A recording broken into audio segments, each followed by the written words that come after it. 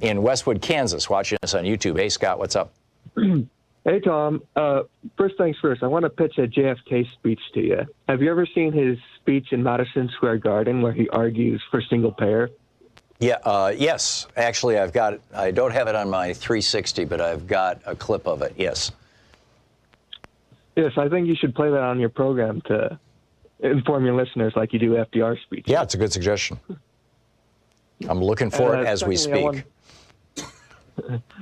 I wanted to talk about Nevada. I think Sanders' win in Nevada could help project him above Biden if he manages to control the narrative and win South Carolina. Then he could use that momentum into Super Tuesday if he wins South Carolina. Bernie? And I think this Yeah. I think this concern trolling about Castro is just nonsensical. I mean, Obama praised Cuba's health care and education, and he was a two-term president. Did Obama actually do that? Did he praise that? Yes, I saw a speech of him on Twitter. Huh. I don't know when it was, but I saw someone post it on Twitter. But then he went around and said that there is authoritarian behavior of Castro in Cuba. So, yeah, fascinating. Okay, here I've got JFK argues for national health care. I've got the clip. It's 7 minutes, so I'm going to have to listen to it. Thanks a lot for the call and for the suggestion, Scott. I appreciate it, and thanks for watching us there in Kansas. I'll be right back.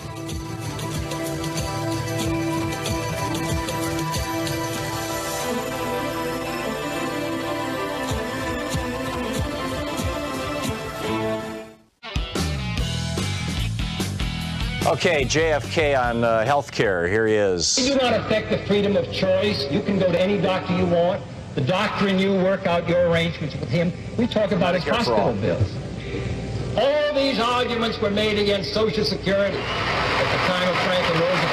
They're made today. And then other people say, why doesn't the government mind its own business? What is the government's business is the question. This bill serves the public interest.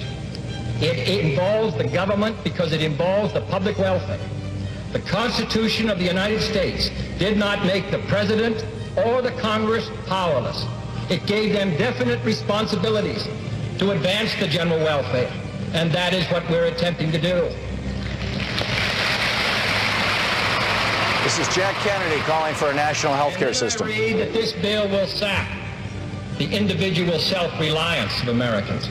I can't imagine anything worse or anything better to sap someone's self-reliance than to be sick, alone, broke, or to have saved for a lifetime and put it out in a week, 2 weeks, a month, 2 months. This argument that the government should stay out, that it saps our pioneer stock. I used to hear that argument when we were talking. He goes on, and it's like it's a brilliant speech. And that's JFK arguing for Medicare for all. And LBJ, when he passed Medicare on a limited basis with the expectation that eventually it would expand to everybody. In fact, eventually LBJ was expecting within the next decade. He said, do it for Jack.